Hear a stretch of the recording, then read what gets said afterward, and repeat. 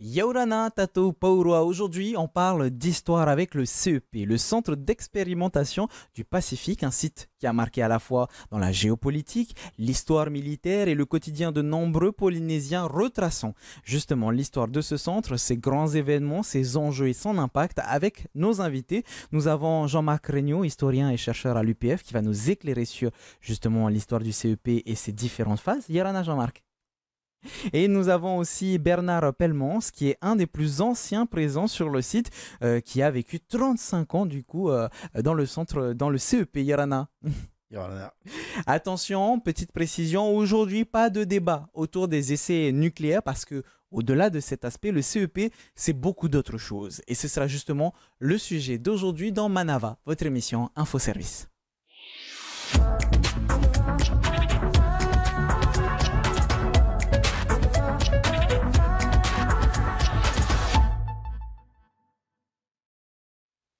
Le CEP, le Centre d'expérimentation du Pacifique, c'est 30 ans d'histoire. Tout ça, ça commence à partir de 63, puis entre 1966 et 1996, tout le monde connaît les fameux 193 essais nucléaires qui ont été menés. Cependant, ces sites ont été des lieux de travail, des lieux de rencontre, des lieux de vie. Mais qu'est-ce qui s'est réellement passé sur ces îles? Quelles étaient les conditions de vie des travailleurs, des militaires, des scientifiques présents sur ces sites? Revoyant la base, justement, en commençant par Jean-Marc. Ça avait commencé finalement, non pas en 63, mais bien avant, en 57, c'est bien ça? C'est-à-dire qu'en 1957, la France est décidée à se doter de l'arme nucléaire de façon définitive. C'était déjà en gestation, mais après l'affaire de Suez, la France pense qu'elle a absolument besoin de l'arme nucléaire pour compter dans le monde. Et donc, dès 1957, on cherche un site et il suffit de regarder une carte du monde, là où la France est présente, et il n'y a guère que deux endroits qui peuvent convenir. C'est soit le Sahara, soit la Polynésie ou la Nouvelle-Calédonie. Et ils ont commencé justement dans le Sahara, il me semble, hein, c'est bien ça. On a commencé dans le Sahara parce qu'il fallait quand même aller vite, il fallait préparer. Et comme en Polynésie, rien n'était prêt, il n'y avait pas d'aéroport, donc on ne pouvait pas faire d'essais. Donc, dès 1957, disons, on envisage qu'un jour, il faudra mettre les essais ailleurs qu'au Sahara. Et, encore une fois, il suffit de regarder une carte du monde, il n'y a pas d'autres endroits. Parce que l'Afrique va prendre peu à peu son indépendance, l'Algérie va prendre son indépendance, donc il reste la Nouvelle-Calédonie et la Polynésie française et éventuellement les Kerguelen. C'était finalement la suite logique du Sahara qui avait été menée. Donc, dès 1957, eh bien, on décide la construction de l'aéroport. En 1958, on redit à nouveau que c'est important et le général de Gaulle est averti le 12 novembre 1958 que le Sahara, ce n'est que provisoire et qu'il faudra venir dans une île du Pacifique. Et justement, donc, oui, vas-y, je te laisse terminer. Dès 1958, le général de Gaulle est prévenu.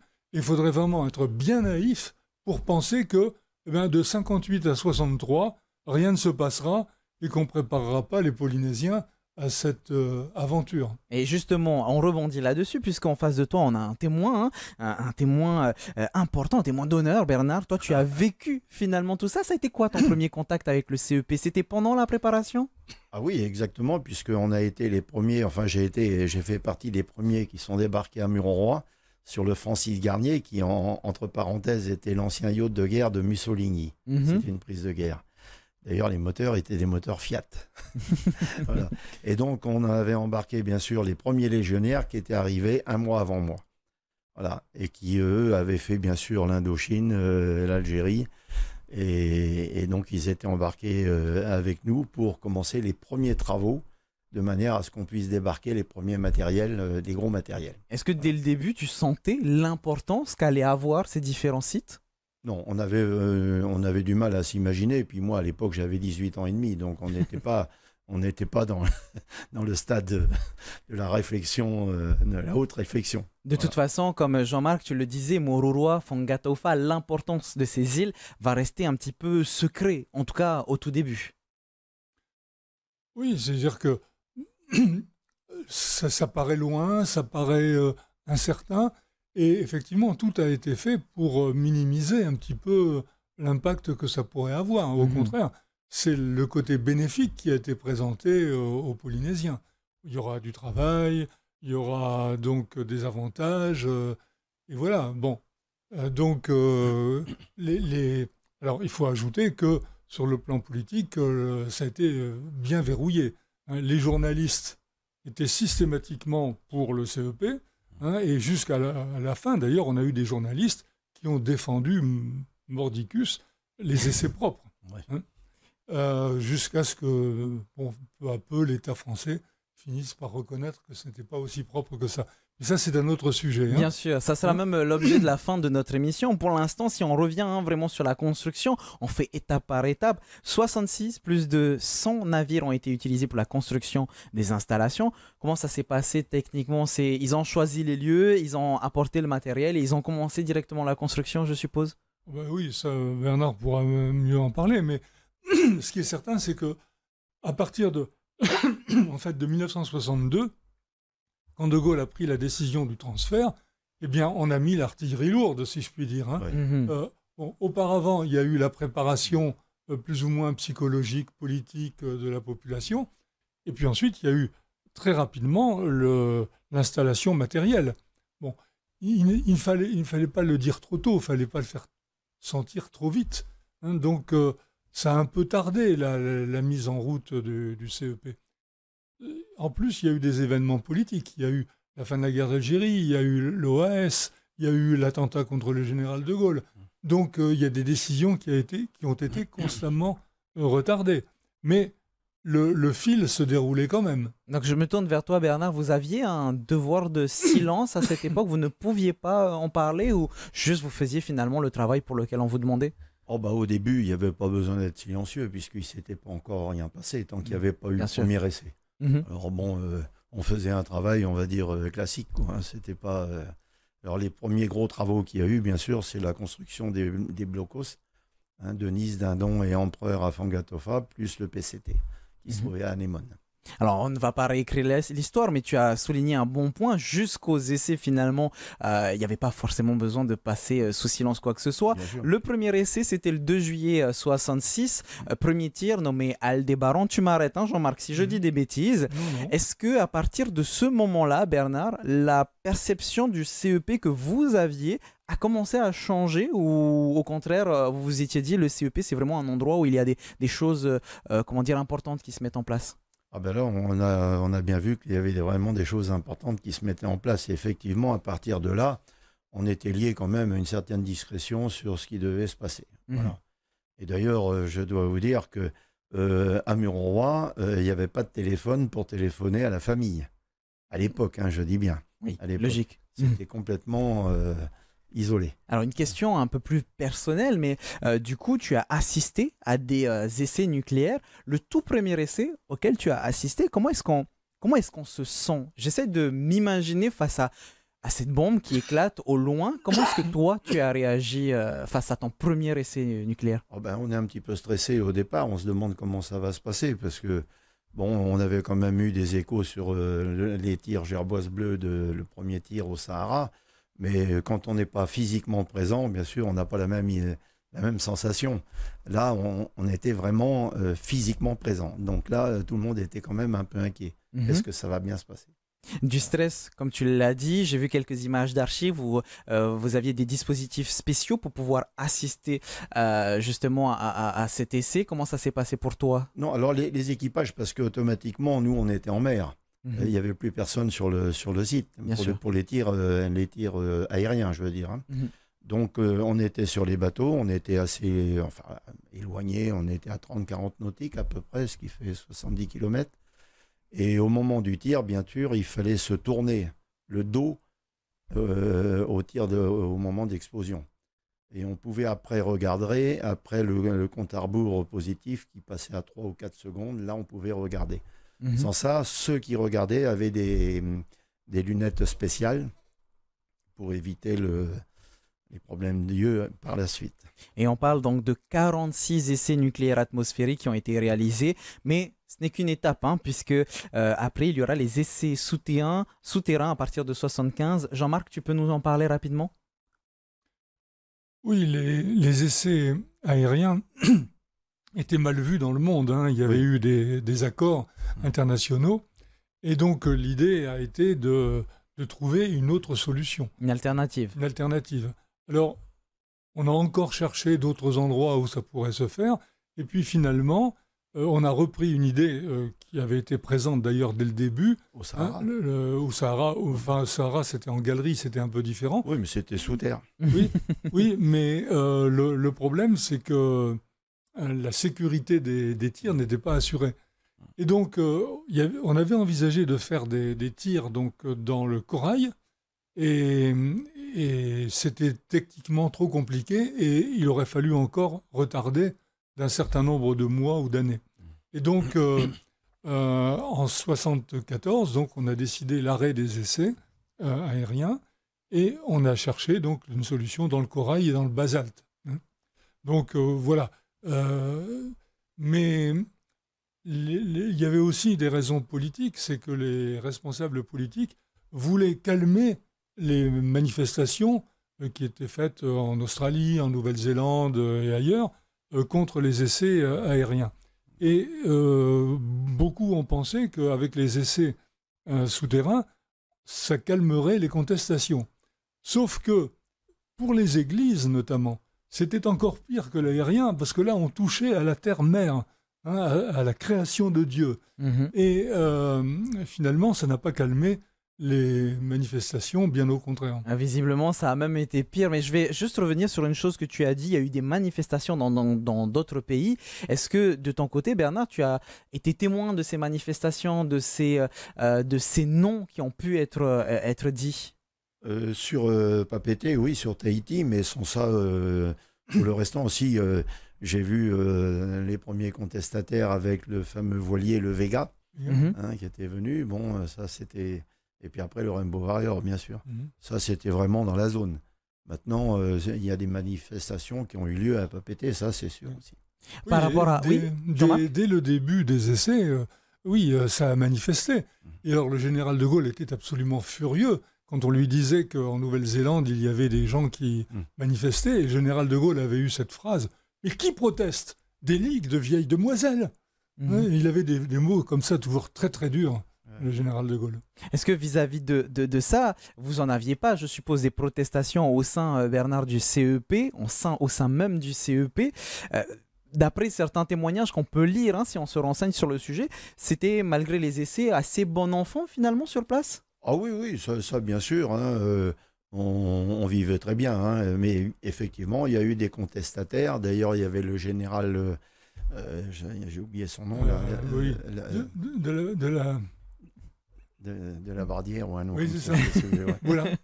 Au moins, les amis, vous pouvez être sûr que c'est authentique. Il y avait Jean-Jacques Charbon-Schreiber aussi. Oui, après, oui. Qui était venu manifester. Oui, il y a eu quand même des hommes politiques, des hommes militaires aussi, enfin des militaires qui ont contesté. Hein, bien sûr.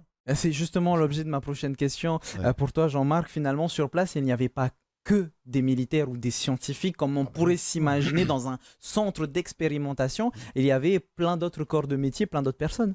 Forcément, de toute façon. Alors, il y a une anecdote qui est assez intéressante, c'est que à l'époque donc de la construction du CEP, ça tardait un peu et le général de Gaulle était mécontent. Ça n'allait pas plus vite. Et alors, il interroge un ministre qui était allé sur place et il lui dit « Mais alors, où ça en est, ça ?»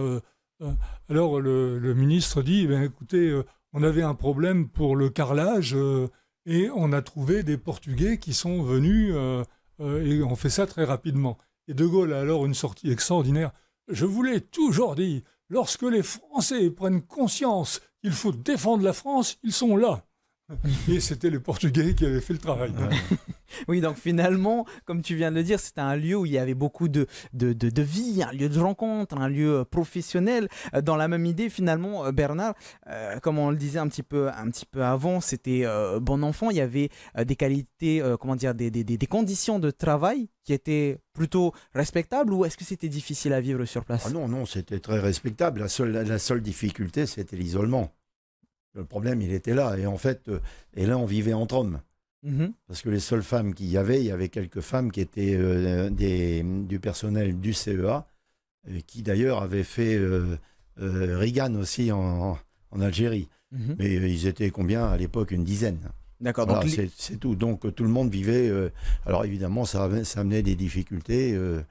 Et des fois, c'était un peu chaud, quoi. Je suppose que ça devait être vis-à-vis de cet isolement, hein, je m'imagine, loin de mes proches, de mes amis, ça doit être un endroit, enfin, comment dire, un travail qui doit être difficile à supporter aussi loin de sa famille et de ses proches. Oui, parce que enfin, le personnel et tout revenait sur Papeete tous les 3 mois. Hein, donc 3 mois sur place, à travailler 6 jours sur 7, hein, puisque là, il y avait une dérogation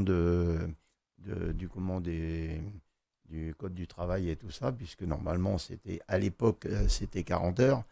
Donc là, nous, on travaillait beaucoup plus. Hein. Je crois que c'était signé pour 60 heures, je crois. Et finalement, on faisait 10 heures par jour, 6 jours par semaine. Et au fur et à mesure, finalement, de votre implication, Jean-Marc, il y a eu des répercussions sociales et économiques de l'implantation du CEP. On a parlé déjà de l'aéroport en tout début d'émission.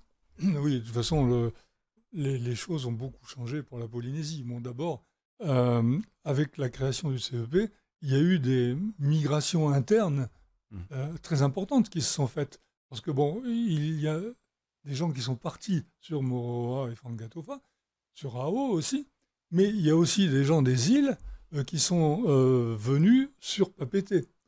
Parce que, quand même, à Papeete, c'était la base arrière du CEP, il y avait du travail, il y avait des entreprises, etc., etc. Et on a vu donc se construire des quartiers nouveaux, par exemple à Fa'a. Hein, c'est surtout à Fa'a et à Papeete que les gens sont venus s'agglutiner un petit peu, sans profiter d'ailleurs beaucoup des transformations qui ont permis un enrichissement d'un certain nombre d'hommes d'affaires, etc. Et puis il y a eu l'apport des populations donc, françaises d'origine, hein, de métropole, qui sont venues, comme Bernard par exemple, et puis comme les ingénieurs, etc.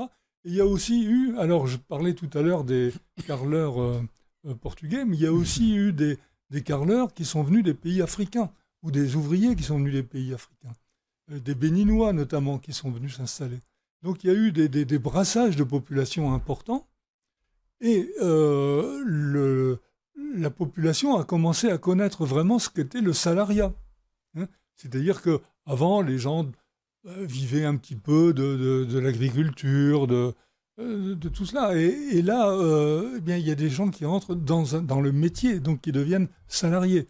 Et donc, ça change complètement les mentalités aussi. Donc là, on parlait de tous ces impacts économiques. Il y a des gens qui sont venus, des gens qui ont découvert des choses. Est-ce que Bernard, de ce point de vue, au fur et à mesure de l'implantation du COP, au fur et à mesure des essais ou de l'évolution, est-ce que les locaux avec qui tu parlais se rendaient compte de l'impact, que ce soit positif ou négatif, hein? Oui, bien sûr qu'ils s'en rendaient compte, ça c'est sûr. Okay. C'est sûr. Ils étaient plus sur un impact positif avec des avantages, ou plutôt sur un impact négatif avec des inconvénients? Ah non, sur un avantage. Excusez-moi. Pas de souci. Est-ce que un avantage matériel? Oui, matériel. Mais il y avait quand même, notamment des histoires qu'on racontait beaucoup, c'est que les garçons polynésiens se retrouvaient frustrés parce que les filles avaient tendance à partir avec les métropolitains. Oui. Et un Tahitien me disait, tu comprends, il dit, nous, on ne savait pas dire aux filles, mon canard, mon lapin. Hein, et donc, voilà, on perdait les filles, quoi, hein. Et il y a un gouverneur qui avait, dans ses mémoires, qui avait écrit, quand même, peu à peu, la population polynésienne a le sentiment d'une occupation. Oui. Il y a eu par la suite de tous ces événements, finalement, le processus qui a mené à la fermeture du CEP. Et puis, on le sait, on ne va pas revenir sur cet aspect de l'histoire. Il y a eu beaucoup de non-dits ou de mensonges autour du CEP. Ça a été même l'objet, finalement, de notre début d'émission. Est-ce que, finalement, Jean-Marc, de ton point de vue d'historien, les témoins comme Bernard ont une voix importante pour la sauvegarde, justement, de toute cette histoire? Je le pense. Ça, c'est, à mon avis, c'est Bernard, évident. oui. Parce qu'il faut savoir que dans l'histoire, il y a deux éléments. Il y a l'histoire écrite, il y a l'histoire vécue, qui est souvent un petit peu différente. Mm-hmm. Souvent. Et Jean-Marc, ton point de vue? Il y a aussi les archives qui nous expliquent comment les décisions ont été prises, etc. etc. Ouais. Et alors, souvent, on oppose la mémoire et l'histoire, parce que les mémoires, souvent, sont défaillantes. On reconstitue la mémoire. Par exemple, on voit, il y a déjà des chercheurs qui ont interrogé les Polynésiens, et à différentes époques. Et ce qui est très curieux, c'est qu'au fil des années, les gens ne disent pas la même chose non plus. Mm-hmm. Parce que les langues se délient? Non, pas seulement parce que les langues se délient, mais parce que la perception devient différente. Il y a un professeur de la Sorbonne qui a écrit un truc que j'aime beaucoup. Il dit, dans les îles, contrairement au grand continent, le temps n'efface pas les choses. Et au contraire, accentue les inconvénients. Ce qui fait qu'on voit que même aujourd'hui, on voit des gens protester contre les essais, alors que parfois ils en ont profité, et largement. Bien sûr. Et donc voilà. Et ce qu'il faut essayer de faire, en tout cas c'est ce que j'essaie de faire dans mes travaux, c'est de concilier les documents, l'histoire écrite et la mémoire orale. Essayer de faire comprendre que tout ça c'est un ensemble et que c'est à partir de là qu'on va, justement pour les générations futures, dire voilà, ça c'est comme ça que les choses se sont passées. Ce qui est frustrant avec cette émission, c'est qu'on a à peine une vingtaine de minutes pour pouvoir parler de toute cette histoire et on est déjà sur la fin de l'émission. On a tout notre temps, nous. On en parlera après l'émission, je pense. Justement, la transmission de l'histoire, Jean-Marc l'a bien souligné, c'est un combat qui est important et c'est surtout un combat qu'elle porte à bras le corps. Il s'agit de Hina Moeura Morgan Cross. Nous l'avons reçu dans vos questions express. On vous montre ça en images. Yaurana, je m'appelle Hina Moeura Morgan et je suis représentante à l'Assemblée de la Polynésie française.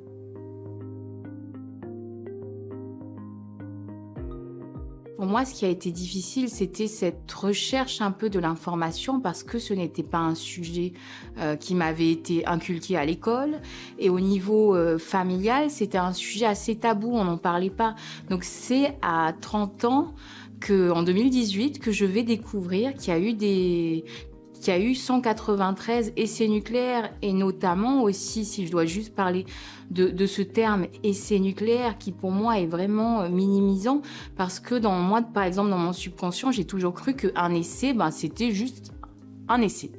Et dans un article de presse, je vais lire un des essais nucléaires était 150 fois plus puissant que Hiroshima, que la bombe de Hiroshima. Et c'est là que je me suis rendu compte, c'était une vraie bombe alors, un essai. Et c'est pour ça aussi que je sensibilise sur l'utilisation du mot essai. Il faut dire que ce sont 193 bombes nucléaires. Au niveau de ma génération, c'est important parce que la parole est libérée, donc on peut en parler beaucoup plus, sensibiliser facilement à travers les réseaux sociaux. C'est bien parce qu'ils vont peut-être ouvrir un public et montrer que le CEP, l'époque des campagnes nucléaires, ça ne doit pas seulement concerner ceux qui étaient déjà nés pendant cette période. Je pense que tout dépend du public et aujourd'hui, il faut multiplier à la fois des bouquins, à la fois des vidéos, à la fois des discours, à la fois aussi de l'art. On voit beaucoup d'artistes locaux qui commencent aussi à parler du nucléaire. Donc en fait, je pense qu'on doit en parler sous différentes formes, à la fois littéraires, audiovisuelles et artistiques.